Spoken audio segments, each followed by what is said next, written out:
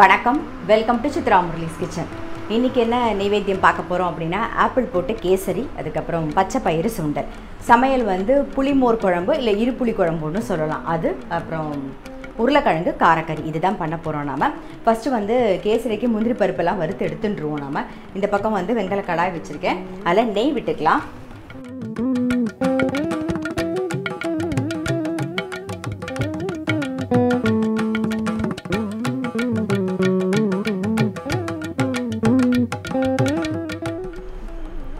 முந்திரி பருப்பு சேர்த்துடலாம்.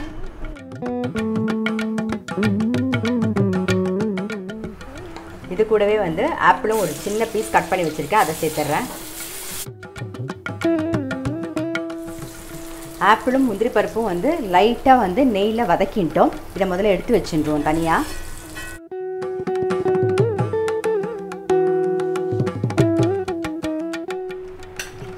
இப்போ அதே நெய்யில் வந்து ஒரு கப்பு ரவையை வந்து வறுத்துக்கலாம்.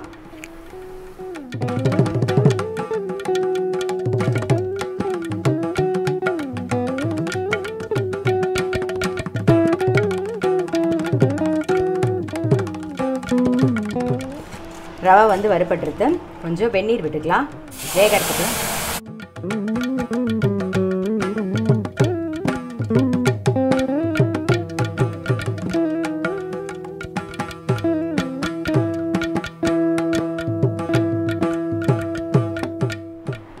ரவை வந்து வேகிறதுக்குள்ளே நம்ம என்ன பண்ணுவோம்னா, இந்த ஆப்பிளை அரைச்சி எடுத்துகிட்டு வந்துடலாம்.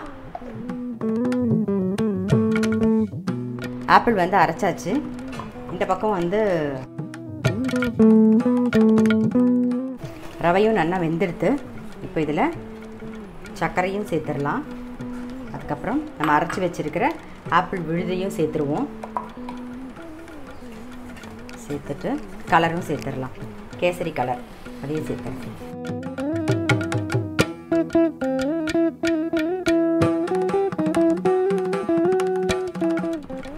கொஞ்சம் நெய் விட்டுக்கலாம்.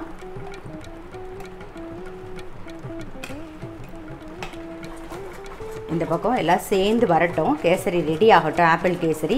அதுக்குள்ளே நம்ம வந்து புளி மோர் குழம்பு, ஏற்கனவே வந்து நான் இருப்புளி குழம்பு பண்ணி காமிச்சிருக்கேன், அதுக்கு வேறு இன்க்ரீடியன்ட் போட்டு பண்ணி காமிச்சிருக்கேன். இது புளி மோர் குழம்பு. இதுக்கு என்னென்ன வறுத்து அரைக்க போகிறோங்கிறத இப்போ பார்த்துடலாம். இந்த பக்கம் கடாயில் ஒரு ட்ராப் எண்ணெய் விட்டுக்கலாம்.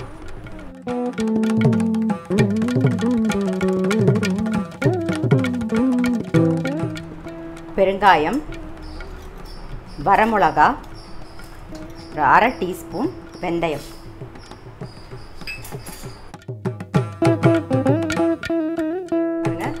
புளி மோர் குழம்புக்கு தேவையானதை வறுத்துண்டாச்சு.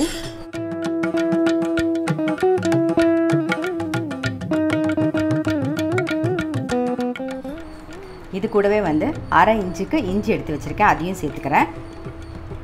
கொஞ்சம் உப்பு இப்போ சேர்த்து அரைச்சி எடுத்துகிட்டு வந்துடலாம். ஆறட்டும், அதுக்குள்ளே அரைச்சிக்கலாம். இந்த பக்கம் பாருங்கள், நல்லா சேர்ந்தாப்பில் வந்துடுது. இப்போ வந்து ஏலக்காய் பொடி சேர்த்துக்கலாம். ஏலக்காய் பொடி, அப்புறம் நம்ம முந்திரி பருப்பும் ஆப்பிளும் வந்து நெய்யில் வதக்கி வச்சுருக்கோம். இது எதுக்குன்னா, நம்ம சாப்பிடும்போது வாயில் ஆப்பிடும்ல ஆப்பிள், அந்த நறுக்கு நறுக்குன்னு, அப்போ வந்து நல்லா டேஸ்ட்டாக இருக்கும். ஸோ அதுக்காக சேர்த்துருக்கேன். இப்போ இன்னும் ஒரு 2 ஸ்பூனுக்கு நெய் விட்டுட்டு ஆஃப் பண்ணிடலாம். இந்த மாதிரி கொஞ்சம் தளர இருந்துன்னா உங்களுக்கு வந்து கெட்டி ஆகாது. இன்னும் கொஞ்சம் நெய் விடணும், நெய் விட்டுடலாம்.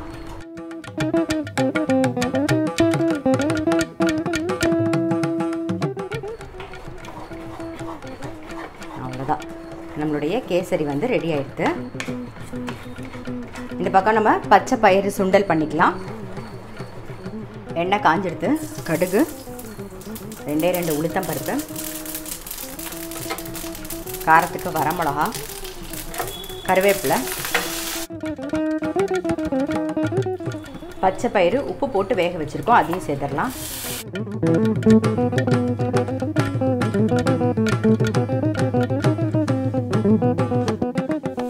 இப்போ தேங்காய் சேர்த்துக்கலாம். தேங்காய், கொஞ்சம் பெருங்காயப்பொடி, அவ்வளோதான். நம்மளுடைய பச்சை பயிறு சுண்டல் வந்து ரெடி ஆகிட்டு. ஆஃப் பண்ணிடலாம். பச்சை பயிறு ஊற வைக்கலைன்னா ஒன்றும் பிரச்சனை இல்லை. நீங்கள் லைட்டாக வந்து குக்கரில் போட்டு சூடு பண்ணிக்கோங்க, கை பொறுக்கிற சூட்டில். அப்புறம் வாஷ் பண்ணிவிட்டு நீங்கள் தண்ணி விட்டு வேக வச்சிங்கனாலே நல்லா வெந்துடும். இப்படி ஊற வச்சுட்டும் வேக வைக்கலாம். ஊற வைக்கல அப்படின்னா ஒன்றும் பிரச்சனை இல்லை, கண்டிப்பாக வெந்துடும், பயப்படவே வேண்டாம். நல்ல மீடியம் ஃப்ளேமில் ஒரு விசில் விடுங்க, டக்குன்னு வெந்துடும். இப்போ நம்மளுடைய பச்சை பயிறு சுண்டல் ரெடி ஆயிடுது. ஸோ நைவேத்தியத்துக்கு வந்து ஆப்பிள் கேசரியும் பச்சை பயிறு சுண்டலும் ரெடி ஆயிடுது. எடுத்துருவோம்.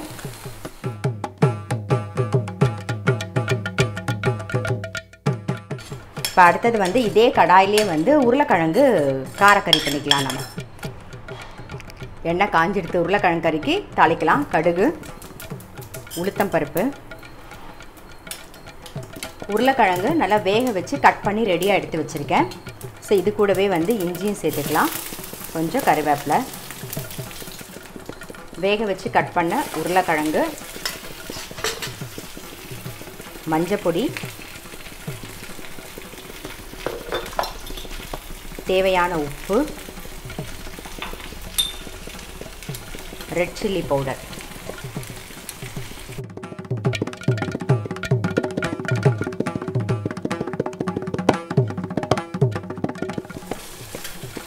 கொஞ்சம் அரிசி மாவு சேர்த்துக்கலாம். அரிசி மாவு வந்து காய் வந்து கொஞ்சம் கிறிஸ்பாக வரும். ஒன்றோட ஒன்று ஒட்டாமல் நல்லா கிறிஸ்பியாக தனித்தனியாக இருக்கும். அதுக்காக தான் இப்போ வந்து இதை அப்படியே சிம்மில் வச்சு விட்டுருவோம். கிறிஸ்பாகட்டும். இந்த பக்கம் வந்து கட்சட்டியில் தேங்காய் எண்ணெய் விட்டுருக்கேன். அது காஞ்சிடுது. கடுகு, கொஞ்சம் கறிவேப்பிலை, வெண்டைக்காய் சேர்த்துக்கிறேன். கொஞ்சம் மஞ்சள் பொடி சேர்த்துக்கலாம். வெண்டைக்காய் இருந்தால் வெண்டைக்காய் சேர்த்துக்கலாம். அப்படி இல்லைன்னா பூசணிக்காய், எந்த காய் வேணாலும் நீங்கள் சேர்த்துக்கலாம். வெண்டைக்காய் வதங்கட்டும் லைட்டாக. வெண்டைக்காய் வந்து லைட்டாக வதங்கிடுது. கொஞ்சமாக தண்ணி விட்டுக்கலாம். மூடி வச்சுருவோம். வேகட்டும். அதுக்குள்ளே என்ன பண்ண போகிறோன்னா புளி தண்ணி ரொம்ப, அதாவது இவ்வளோண்டு நெல்லிக்காய் சைஸ்ன்னு வச்சுக்கலாம். அரை நெல்லிக்காய் சைஸில் புளி எடுத்து அதை கரைச்சி ரெடியாக எடுத்து வச்சுருக்கேன். பாருங்கள். இதில் என்ன பண்ண போகிறோன்னா நம்ம வந்து வெந்தயம், வரமிளகா, அப்புறம் பெருங்காயம் வறுத்தோம், அப்புறம் இஞ்சி அப்படியே போட்டு உப்பு சேர்த்து அரைச்சோம் இல்லையா, அந்த விழுதை முதல்ல இதில் சேர்த்துக்கலாம்.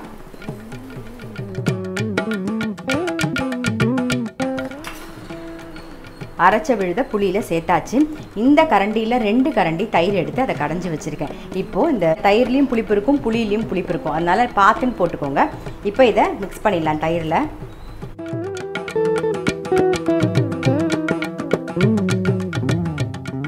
வெண்டைக்காய் வேகிறதுக்குள்ளே நம்ம வந்து புளி தண்ணியில் வந்து அரைச்ச விழுதை சேர்த்துட்டோம். அப்புறம் தயிர்லேயும் சேர்த்து எல்லாத்தையும் மிக்ஸ் பண்ணி ரெடியாக வச்சுட்டோம். ஒரே 1 டீஸ்பூன் கடலை மாவை கரைச்சி வச்சுக்கலாம்.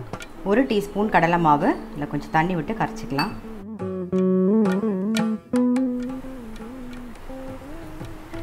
வெண்டைக்காய் வந்து வெந்தெடுத்து. ஸோ இதில் இந்த கரைச்சி வச்சுருக்கிறத சேர்த்துடலாம்.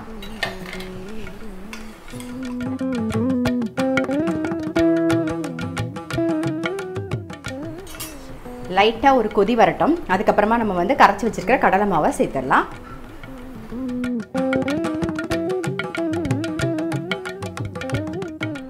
ஒரு கொதி வந்துடுது. இப்போ வந்து கரைச்சி வச்சுருக்கிற கடலை மாவை சேர்த்துடலாம். கடலை மாவு சேர்ந்து லைட்டாக ஒரு கொதி வந்தோடனே ஆஃப் பண்ணிடலாம். கடலை மாவு சேர்ந்து நல்லா ஒரு கொதி வந்துடுது. ஸோ நம்மளுடைய புளி மோர் குழம்பு ரெடி ஆகிடுது. இந்த பக்கம் வந்து உருளைக்கிழங்கு காரக்கறியும் ரெடி ஆகிடுது. ஸோ ஆஃப் பண்ணியாச்சு. இன்றைக்கி என்ன நெய்வேத்தியம் பார்த்துருப்பீங்க? ஆப்பிள் கேசரி, அதுக்கப்புறம் பச்சை பயிறு கார சுண்டல். அவ்வளோதான். சமையல் ரொம்ப சிம்பிள் தான். புளி மோர் குழம்பு, உருளைக்கிழங்கு காரக்கறி. நீங்களும் கண்டிப்பாக உங்கள் வீட்டில் ட்ரை பண்ணி பாருங்கள். இப்போ அடுத்தது வந்து நாம் சந்திரமௌலி அவங்களுடைய வீட்டு குழுவை தான் பார்க்க போகிறோம். வாங்க பார்த்துட்டு வரலாம்.